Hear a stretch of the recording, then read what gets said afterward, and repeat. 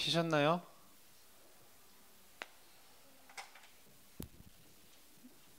제가 읽도록 하겠습니다. 제가 좀 빠르게 읽겠습니다.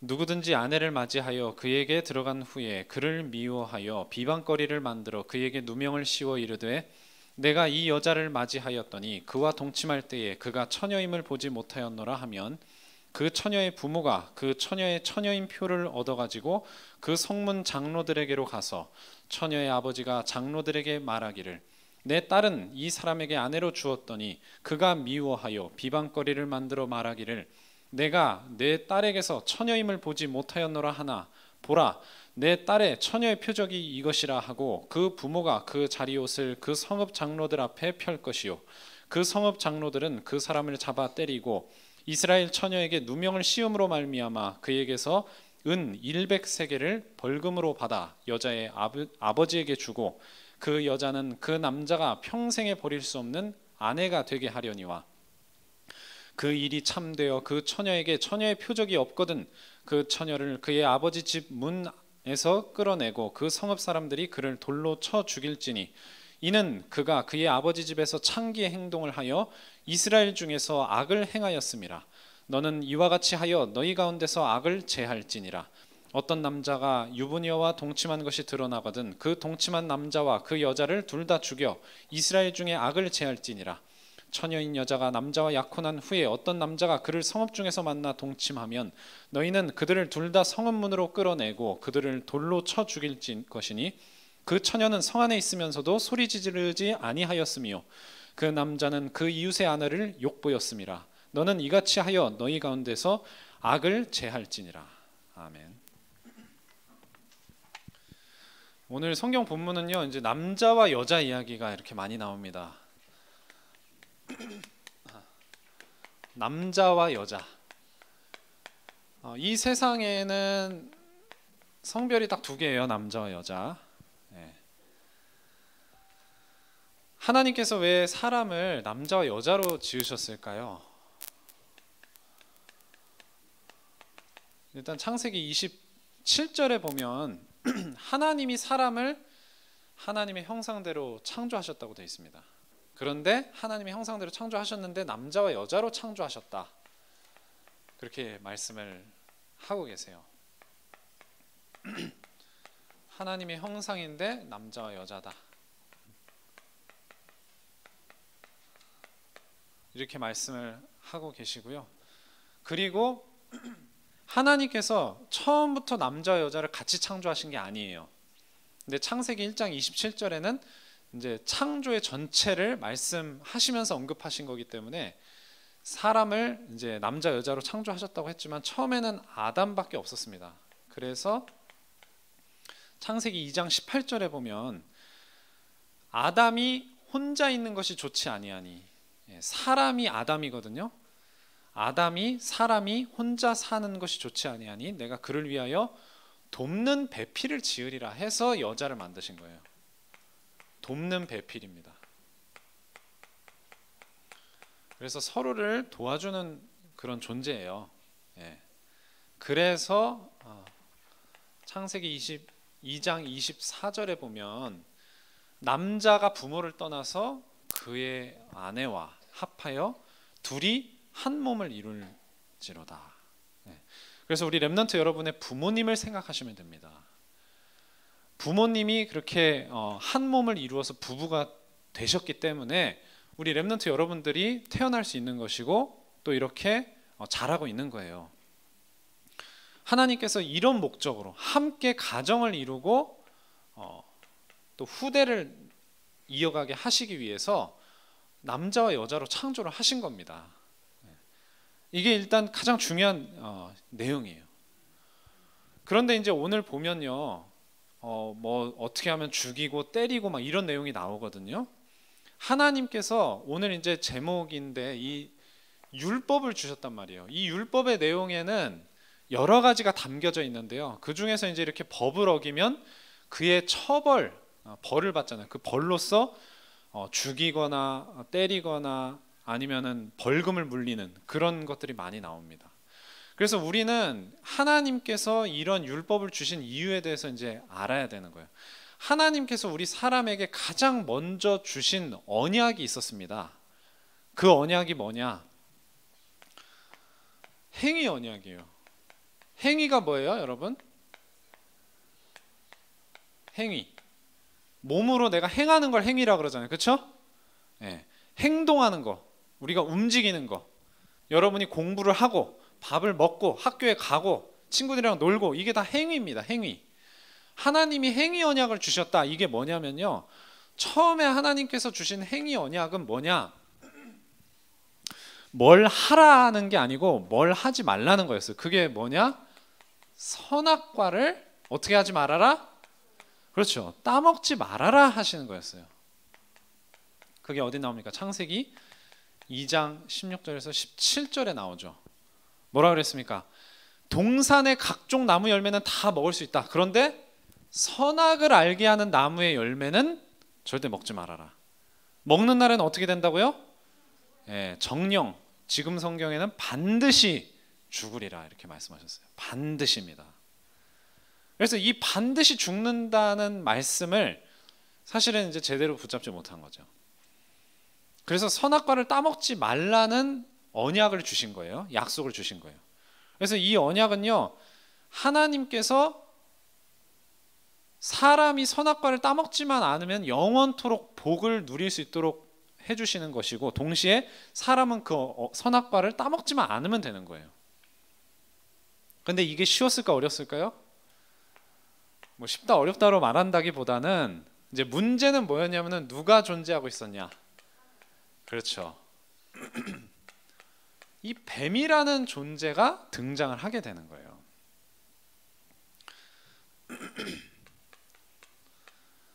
창세기 3장 1절에 보면은 하나님이 지으신 들짐승 중에 뱀이 가장 간교했다 이렇게 나옵니다. 뱀이 가장 간교했다. 뱀이 왜 간교했을까요? 거기에 대해서 우리가 다 알 수 없어요. 그런데 중요한 건 뭐예요? 그 뱀 속에 누가 들어가서 역사했다? 그렇죠. 사단이 들어가서 역사했다. 그게 중요한 겁니다. 그래서 아마 이 간교했다라는 말도 우리가 이해할 수 있을 거예요. 그래서 어떻게 했습니까? 그 뱀이 그렇게 간교해가지고 어떤 짓을 한 거예요? 사람으로 하여금 이 언약을 어떻게 하겠어요? 위반. 신호 위반하고 다릅니다. 신호 위반은요, 여러분 뭐 한 4만 원 뭐 얼마 이렇게 벌금 내면 끝나는 거예요. 근데 선악과를 따먹지 말라는 이 언약을 위반한 이 잘못의 대가는요, 너무나 비참하고 어마어마한 것이었습니다. 그래서 결국은 사단이 어떻게 꼬셨어요? 안 죽는다. 그냥 정면으로 반박해버려요. 안 죽는다. 하나님이 죽는다 이렇게 말씀하셨는데, 세상이 그렇습니다. 하나님 말씀을 정면으로 반박해버려요. 구원 안 받아도 된다. 오늘날엔 그런 식으로 말하는 거죠. 그러면서 따먹으면 어떻게 된다? 너희 눈이 밝아져서 누구처럼 된다? 지금도 마찬가지예요. 네가 하나님 될 수 있다. 네가 신이다. 세상은 그렇게 가르쳐요. 아무튼 그렇습니다. 이렇게 해서 결국은 어떻게 됐어요? 먹어버렸어요. 선악과를 먹고 하나님을 떠나버리게 됩니다. 그래서 이것을 우리가 뭐라 그래요? 하나님을 떠난 죄를 원죄라고 그러거든요. 이 원죄는 누가 지었어요? 아담과 하와가 졌어요. 그런데 이 죄의 대가는 누가 다 치릅니까? 그 모든 후손들이 다 같이. 아담의 후손이 누군데요? 아담의 후손이 누구죠? 맞아요. 아담도, 예수님도 아담의 후손이라고 할 수 있는데, 모든 인류의 모든 인류, 모든 전 세계 사람들 다 아담의 자손, 아담의 후손이 아닌 이 세상 사람은 존재하지 않습니다. 그러니까 모든 사람이 이 원죄 속에서, 하나님을 떠난 죄 속에서 태어나게 되는 거예요. 그래서 여러분, 예수님 영접할 때 뭐라고 고백하죠? 나는 뭡니다? 그렇죠. 죄인입니다. 로마서 3장 23절이죠. 모든 사람이 죄를 범하였음에. 난 죄진 적 없는데요? 아니요. 하나님을 떠난 죄요. 아담과 하와가 하나님 떠나서 그 하나님 떠난 상태가 우리에게까지 계속 전달이 되는 거예요. 그리고 우리의 후손들, 여러분의 후손들에게도 계속 전달이 되는 겁니다. 그래서 하나님께서는요, 그 다음에 지키라고 주신 언약을 누가 못 지킨 거예요? 하나님이 못 지키신 거예요? 사람이 못 지켰잖아요. 그래서 그 다음부터 뭘 주세요? 행위 언약이 아니라 은혜 언약을 주신 거예요. 바로 그게 뭡니까? 바로 여러분 잘 알잖아요. 무엇을 약속하셨어요? 여자의 후손을 약속하신 거예요. 그게 바로 창세기 3장 15절이잖아요. 뱀에게 하신 말씀이에요. 뱀에게 하신 말씀인데 그 말씀의 그 메시지가 사람에게 주시는 거예요. 내가 너로 여자와 원수가 되게 하고, 너가 누굽니까? 뱀이거든요. 또 너의 후손도 뱀의 여자의 후손과 원수가 되게 하리니 그는 너의 머리를 상하게 할 것이요 너는 그의 발꿈치를 상하게 할 것이다. 하나님께서는요, 사람이 타락해서 선악과 따먹고 타락해서 하나님 떠나자마자 바로 은혜 언약을 주신 거예요. 여자의 후손이라는. 그래서 이런 은혜 언약을 주신 이유가 뭐죠? 왜 은혜 언약을 주셨어요? 뭘로는 안 되니까? 뭘로는 안 되니까? 행위로는 안 되니까.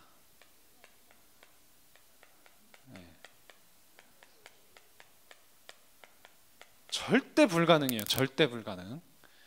행위나 인간의 노력으로는 절대 불가능합니다. 이게 로마서 3장 23절에 모든 사람이 죄를 범해서 하나님의 영광에 이를 수 없는 상태가 됐다고 단칼로 잘라 말하고 있는 거예요. 그래서 갈라디아서 3장 10절에 보면 율법의 행위에 속한 자들은 저주 아래에 있다. 왜? 하나라도 못 지키면은 저주 아래에 있기 때문이다. 이렇게 말씀하셨거든요. 그러니까 율법은요, 우리가 다 지킬 수가 없어요. 성경에 있는 율법이 됐든 우리 사이에서 불신자들끼리 정해놓은 규칙도 다 못 지킵니다. 그런데 성경은 뭐라고 말하냐? 행위로 만약에 뭔가를 해볼 것 같으면 그 행위를 지키지 못한 것마다 전부 저주가 임한다고 했어요. 그래서 세상 사람들은, 모든 불신자들은, 또 우리 인간들에게는 저주가 임하는 거예요. 계속 문제가 생기는 겁니다. 여러분, 뉴스 보세요. 좋은 얘기가 많이 나오나요? 나쁜 얘기가 많이 나오나요? 나쁜 얘기가 훨씬 많이 나와요. 또 어떤 얘기가 많이 나와요? 범죄. 누가 누구 죽여가지고 붙잡혀갔다. 나쁜 짓을 어떻게 저질러가지고 어떻게 됐다. 지금 도망갔다. 그래서 수배하고 있다. 이런 일이 왜 일어납니까? 이게 전부 다 저주의 결과예요. 어떤 사람은 저는 그런 거 해당 사항 없는데요. 해도 그 사람도 운명 속에 있는 거거든요. 어떻게 될지 몰라요. 그게 중요한 거예요. 그래서 무엇으로만 가능합니까? 복음으로만 가능해요. 복음으로만. 착하고 바르게 살아서 되는 게 아니고, 세상은요, 맨날 착하고 바르게 살고 열심히 살고 너의 꿈을 이루어야 되고 이렇게만 얘기합니다. 근데 거기에 복음 없으면, 구원 없으면 아무 소용이 없는 거예요. 갈라디아서 2장 16절에 뭐라고 말씀하십니까? 사람이 의롭게 되는 것은 율법의 행위로 되는 것이 아니고 오직 예수 그리스도를 믿음으로 말미암는 줄 알므로 그리스도를 믿음으로써 의롭다 함을 얻으려 함이라. 그래서 율법의 행위로서는 의롭다 하심을 얻을 육체가 없다 그랬습니다. 그래서 복음으로만 가능한데, 정확하게 말하면 이 복음을 믿는 것으로 가능한 거죠. 이게 중요한 겁니다. 우리가 왜 예수님 영접해야 됩니까? 우리가 왜 자꾸 선지자, 제사장, 왕을 말합니까? 그 선지자, 제사장, 왕 되신 예수 그리스도께서 해결하신 문제를 우리는 절대 해결 못해요. 세상 사람은 그걸 모릅니다.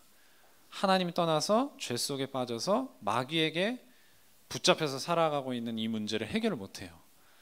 그래서 예수님이 대신 해결해 주신 거예요. 그걸 복음이라 그래요. 이때 이후로 안 된다니까요. 언약을 위반한 이후로 절대 안 됩니다. 자, 그러면은 오늘 이제 중요한 게 율법을 왜 주셨냐? 이게 중요한 거예요.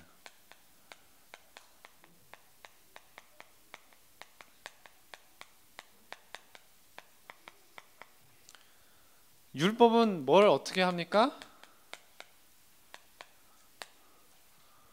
복음을 깨닫게 하는 안내자예요. 안내자. 복음을 깨닫게 하는 안내자입니다. 오늘 보면요, 뭐 죽여라, 때려라, 벌금 내게 해라, 이런 구절이 율법에 굉장히 많아요. 근데 사랑의 하나님께서 왜 이런 율법을 주셨을까? 의문을 제기하는 사람들이 많거든요. 또 어떤 사람은요, 그 율법 보고서 그래, 맞아, 착하게 살아야지, 바르게 살아야지, 성경에 말씀하고 있는 것 다 우리가 행위로 지키면서 살아야지, 어떻게 믿음으로만 구원받는다고 그렇게 파렴치하게 말할 수 있느냐, 이렇게 주장하는 사람도 많아요. 실제로 기독교인들 중에. 자, 율법을 주신 목적 자체가 뭐냐면요, 우리에게 뭐를 하게 해주는 거냐면은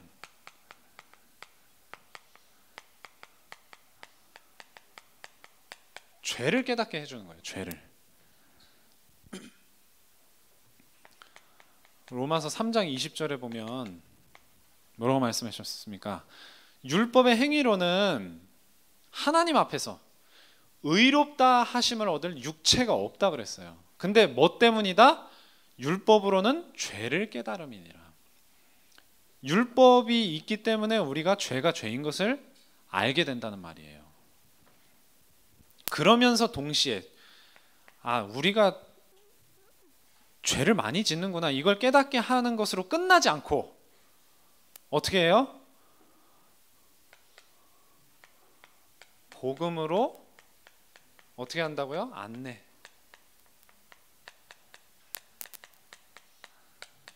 복음으로 안내를 해주세요. 율법이. 그래서 갈라디아서 3장 24절에 보면은 중요한 단어가 나옵니다. 율법이 우리를 그리스도께로 인도하는 초등교사가 된다, 이렇게 얘기했어요. 초등교사. 근데 여기서 이제 초등교사라고 한 말이 이제 조금 중요한데요. 사실상 이거 초등교사로 되는 게 사실 잘못된 거예요. 번역은 좀 틀릴 수 있습니다. 하나님 말씀은 절대 틀리지 않은데 성경 번역은 틀릴 수 있어요. 왜냐하면은 이때 쓰인 단어가 뭐냐면요, 종을 의미하는 단어예요. 이제 헬라어에서 파이다 고고스라는 단어인데 너무 어려운 단어죠. 정확하게는요, 학교까지 안내하는 일을 맡아서 하는 종이에요. 학교까지. 그러니까 옛날에는 이제 귀한 집, 양반집 도련님들을 일찍부터 이제 학교에 보냈던 거예요. 근데 이제 벌써 초등학생만 되면 알아서 학교 다 가거든요. 근데 이 시대에는 한 4살, 5살 이제 학교를 가는, 혼자 못 간단 말이에요. 그러니까 종을 시켜가지고 그 어린 아이를 학교로 데려가게 하는 거예요. 4, 5살짜리를. 그래서 학교까지 안내하는 역할을 하는 종을 여기서 이 파이다 고고스라는 단어를 쓴 거거든요. 그래서 사실은 정확하게 말하면 어린이 길잡이예요. 그래서 이게 예전 성경에는 이제 몽학 선생으로 나와 있는 겁니다. 어린이 길잡이에요. 어린이 길잡이. 초등교사를 의미하는 헬라어 단어는요, 또 따로 있어요. 따로 있습니다. 디다스 칼로스라고. 근데 여기에서 쓰인 단어는 그 단어가 아니에요. 파이다 고고스라는 어린이 길잡이, 시종이에요. 그러니까 율법은요, 이와 같이 우리가 죄인이구나 라고 깨닫는 것으로 끝나지 않고 어디로 인도한다고요? 예수님 앞으로 인도하는 거예요. 그래서 나에게 예수님이 필요하군요. 여러분, 복음이 뭐예요? 예수가 그리스도다. 이것만 아는 게 복음이 아니고요. 뭘 먼저 알아야 돼요? 왜 예수님이 그리스도로 나에게 필요한지를 알아야 돼요. 그렇죠? 문제가 뭔지를 아는 게 복음이에요. 그렇죠? 근데 세상 사람들은 문제가 뭔지도 모르잖아요. 그래서 내가 죄인입니다 하는 말을 이해 못하는 거예요. 나는 교도소 갔다 온 적 없는데요. 나는 경찰서 한 번도 가본 적 없는데요. 그 말이 아니죠. 하나님을 떠난 문제, 아예 알지도 못한 문제를 우리에게 깨닫게 해주는 거예요. 그래서 우리에게는 뭐가 없습니까? 자랑할 것이 없어요. 내세울 게 없습니다. 여기서 말하는 것은 나의 것으로는 내세울 게 없다는 말이에요. 나의 것으로는 자랑할 게 없다 이 말입니다. 그래서 로마서 3장 27절에 보면은 우리가 자랑할 게 있냐? 있을 수가 없다. 왜? 믿음으로 구원받은 거기 때문에. 여러분, 내가 어떤 사람에게 도움받는데 나는 그 사람을 잘 믿어. 그래서 그 사람이 나 뭐든지 도와줘. 그게 나의 자랑거리가 되나요? 절대 될 수 없어요. 우리가 예수님 믿어서 구원받은 것을 나의 의로서 자랑할 수 없다 그 말입니다. 그렇죠? 에베소서 2장 8절에서 9절에도 나와요. 특히 9절에 이는 누구든지 자랑치 못하게 하려 합니다. 왜? 우리가 은혜를 통해서 믿음으로 구원받았기 때문에. 행위에서 나은 것이 아니기 때문에 자랑하지 못하게 하는 것이다. 이렇게 말씀하셨어요.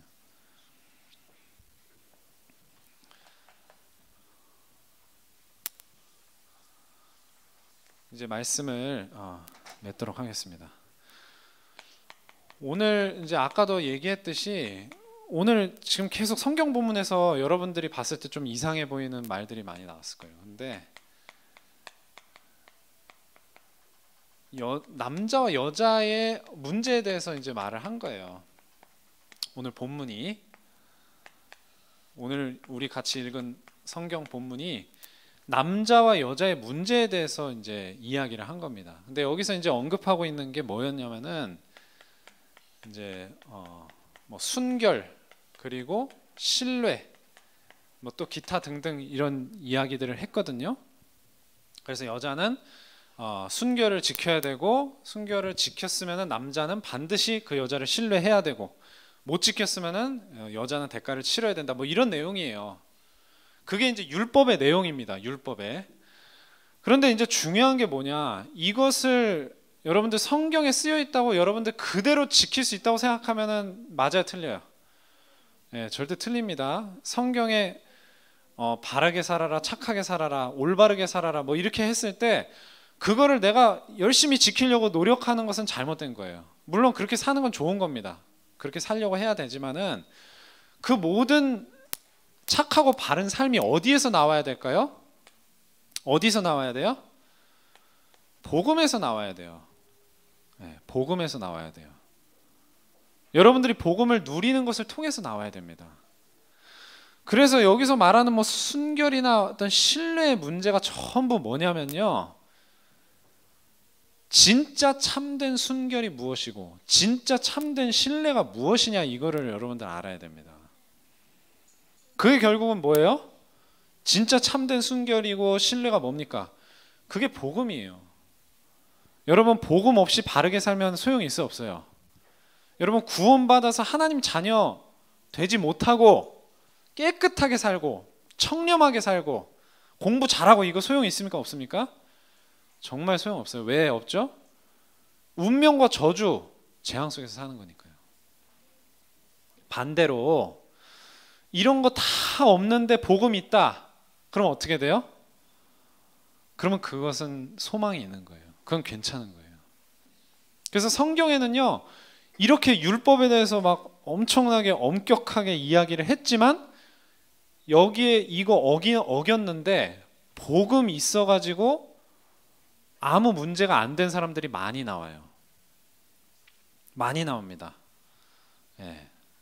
뭐 기생 라합이라든지 룻이라든지 뭐 밧세바라든지 이런 사람들이 다 문제가 있었어도 그것 때문에 문제가 안 됐어요. 왜? 뭐가 있었으니까? 복음이 있었기 때문에. 그래서 여러분들 예수님 믿고 하나님 자녀니까 절대 잘못을 저지르지 말고 똑바로 살아라. 뭐 그 말도 틀린 말은 아니지만 더 중요한 게 뭔지 아십니까? 잘못이 있어도 여러분들이 복음 가지고 있기 때문에, 하나님 자녀이기 때문에 그 문제를 누가 해결해 주세요? 하나님이 해결해 주세요. 그리고 더 중요한 게 뭐냐?